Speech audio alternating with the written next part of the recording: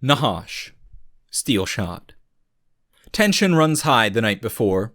Brother Enoch rescinds the rationing he had put in place, allowing the people of Nahash one last feast before they face their death. Steelshod has their own small feast, along with the sons and any of the Serpentes or other soldiers that wish to join them.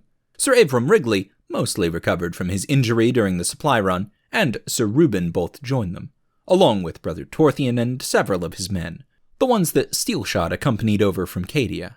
Luke often seems a little uncomfortable around many of his former Serpentes brothers, but not Torthian, or most of those that rode with them. Before he quit the Serpentes, Luke had served in Torthian's cavalry company for several years and formed many strong bonds. Like his former brothers, he eats and drinks in moderation, not partaking in the excesses of the feast. It's also worth mentioning that for some time now, Hubert has been involved in a lot of the rationing for the city, going out each day, as he learned months ago from Nonna Matucci, and cooking huge pots of stew, pasta, or anything else that can be prepared in a cauldron with a lot of water. He's a small part of why their supplies have stretched as far as they have. Tonight, he celebrates for a time, then retires to his laboratory to make a few final alchemicals for the coming battle. During the small festivities, Alexander spends one last night with Elena. He plans to be in the vanguard of the fighting tomorrow, no knowing if he will survive. Elena, meanwhile, has set in motion plans to lead as many civilians away from Nahash as possible. Her authority and respect from the common folk has only grown as the days have gone by, and she hopes, should the battle go against Tarathia, perhaps she will be able to get a few thousand out to safety. And, as the night draws to a close, Elena asks Alexander if he will marry her. He laughs. He'd intended to aft her after the siege, of course, but she's beaten him to it. Of course he'll marry her when the siege has ended and Torbjornsson is defeated. That settled, they enjoy each other's company for the remainder of the night. Such activity is far from uncommon on a night like this. Perrin and Prudence, Felix and Cara, any pair is liable to find solace in the arms of their lover on a night before a battle. Others find company where they can. Gwyneth Carver, commander of the Sons of Victory, gets drunk and commands Robin to follow her to bed. He hops to comply, terrified of her, but then it's clear to anyone who pays attention that Robin clearly enjoys the thrill of fooling around with impatient, aggressive women that are his physical superiors. Speaking of, Leona also finds company that night. Olivenko spends some time with the trio, shares a flask of expensive brandy he secured. After a while, Agrippa and Hubert retire to make their final preparations, and Leona and Olivenko continue drinking for some time, before eventually taking a drunken tumble in Olivenko's quarters. He seems quite amused that she is now significantly taller and stronger than he is. Leon drinks with his comrades in Steelshod, but does not join Pierre, Anatoly, and Bear as they round up a few Sons of Victory and strike out into the night looking for a brothel. Instead, he stays at the feast with Michel. Some of his recent wounds, the lingering injury he took when he nearly died in the underpass, the scare Gule gave him, have begun to wear on him. He always knew life in a mercenary company would be dangerous, but it has truly begun to hit home for him. He asks Michel if they should return home to Lorraine after this, retire from mercenary life. Michel points out that life with Steelshod is not exactly what he had originally envisioned when Leon said they would go off and join a mercenary outfit. They're doing good work, noble work, and he believes Leon is a better man for having served under Alexander. Gerald and Evan drink together, reminiscing over their years serving different lords in Kirkworth. They were both knights, technically, but the work they did feels more mercenary than anything they've done with Steelshod. Border skirmishes, fighting other nobles of Kirkworth, lairds of Highhurst, or even Cadian lords. Pointless fights, for scraps of territory or over imagined slights. The Unicorn and the Manticore have no desire to ever go back. Oliver, Miles, Nate, and Chauncey all commiserate together. They are wildly different ages, origins scattered across the Midlands. They all share a crude, impoverished background, and they have all strove to make something new of themselves, in their own ways. Whether that's building ballistae, fighting in the thick of every battle, or slitting throats, they serve with distinction. They spend a few hours telling tales of their families and childhoods. Every member of Steelshod has their own story. They spend their last hours before sleep in the company of their friends, making peace with God, and preparing for the coming dawn. They know they may not survive, but none of them would choose to be anywhere else. The final war council occurs between Varley, Alexander, Cyril, Enoch, Khalid, and Torthian. Many strategies and plans are laid out, and nearly as many discarded. Varley's plan is to begin maneuvering shortly after dawn. It will take time for the armies to fully mobilize, and they want to occupy the Svard's attention while Giancarlo offloads the Spitalians, and while the legions march up from the south. They will have to engage the enemy before they have their reinforcements, and pray that they can form a hard enough battle line to withstand a full fury of Turbjornsson's army.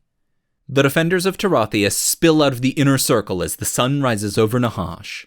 They have divided into two forces, with Enoch in command of the bulk of the Serpentes and Tarathian soldiers, supported by several thousand conscripts. Alexander takes command of the other force, consisting of the various irregulars, Steelshod, knights, the men-at-arms, and most of the conscripts. Alexander's force is larger, but primarily foot and far less trained on average. Enoch leads the majority of the elites. Immediately, alarms sound, and Ulfsknar howl. The forces Turbjornsson placed around the perimeter of the outer wall flee, seeing the insane number of troops pouring out of the inner circle. Those that do not are crushed. There is no sortie. The defenses that Svards placed along the outer circle were never designed to withstand this many foes. This is a full-scale battle to end the siege. Nahash will be saved or broken by the time this battle ends. Enoch leads his men out of the Tinian Gate, planning to take up a position along the southeastern edge of Nahash, threatening the secondary force of Svards, but also in striking distance of the Bearsarks, and even the Ruskans. If Bayard Sokolov does not join the fighting, Enoch will bear the brunt of that failure, a risk he willingly adopted, as he believes his hardened Serpentes will be better able to begin withdrawing into the cityscape of the outer circle and press the fighting into scattered skirmishes. If the Ruskans do join the fight on Nahash's side, Enoch believes he will be able to split his forces, flanking the Bearsarks to support the Ruskans, and breaking through Turbjornsson's right flank to help encircle his foes. Alexander's job is more straightforward.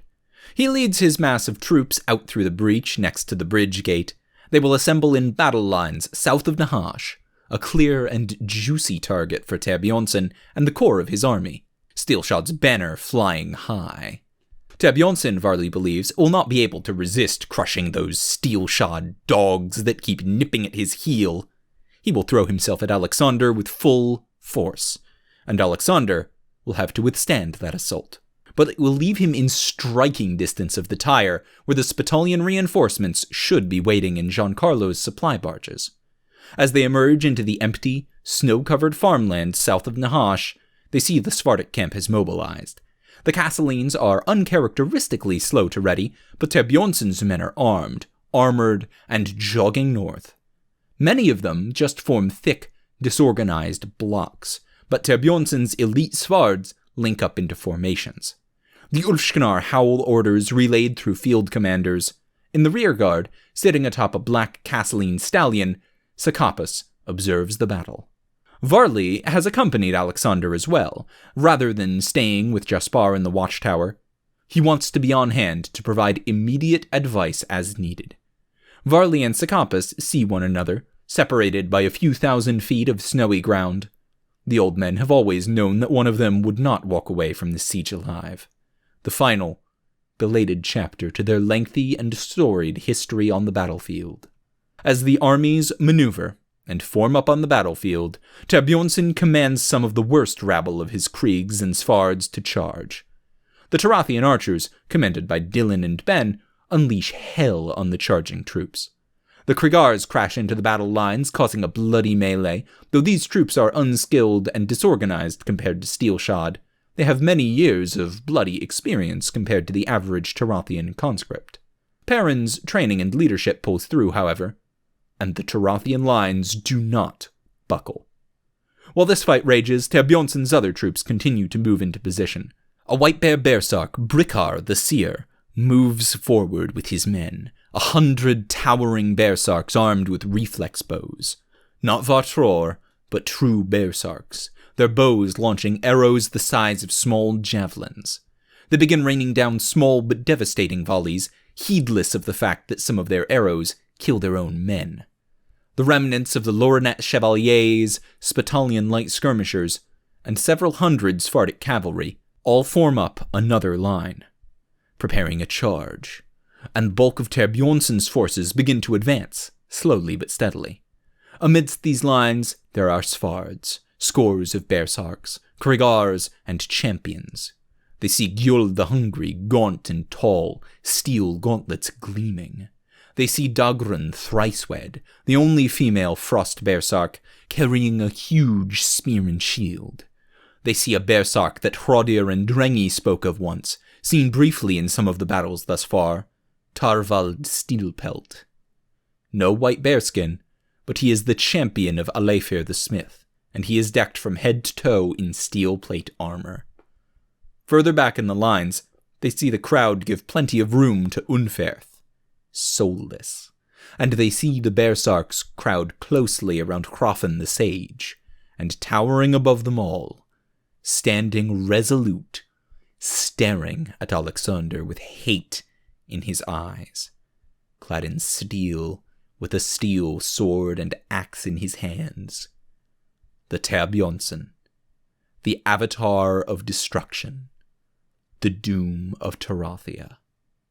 Seeing these assembled masses advancing on them, Alexander wonders at this plan of theirs. He successfully secured Terbjornsson's attention, but now he must hold out, with an army made up almost entirely of half-trained peasants, until the reinforcements come.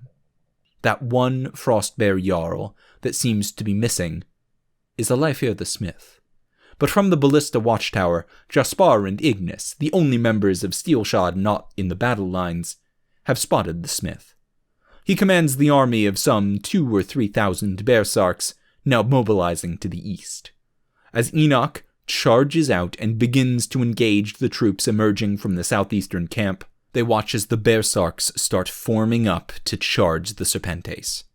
The Bearsarks will not be in ballista range until they are nearly upon Enoch, so they aim their first shot very carefully. Before they fire, the air is split by the sound of horn blasts. Jaspar shifts his view to the source of the sound, and he sees the columns of some 10,000 Ruskins have finished mobilizing. Their front line, a vanguard of several hundred Druzhniks, follow the banner of Sokolov's most bloodthirsty glory hound, Iosif Krupin. Jaspar watches as those Druzhniks charge at a full gallop, crashing into the Bearsark's rear guard. Enoch calls a command, and a chunk of his Serpentes break off to join that fray, forming a straightforward and effective pincer. The Ruskins have joined the fight on Nahash's side. This battle can be won, but it will all come down to one question in the end. Can Alexander and his forces hold their line? Thank you for tuning in to Steelshod, a series by Mostly Rights, narrated by Tailforge. You can find every chapter in text format, as well as character sheets, setting information, maps, and rule documents on the Steelshod tabletop system in the link below. If you'd like to support the channel, you can pop down to the description and use the Patreon link for recurring donations, the PayPal.me link for one-time donations, the Teespring link for shirts with the incredibly cool background art by Nobody, or use the DriveThruRPG affiliate link the next time you're looking to try a new system. If you'd like to support the author, you can find Steelshod merch on the MostlyRights.com store, or donate to the Mostly Rights Patreon, which are both linked on reddit.com/r/mostlyrights down below.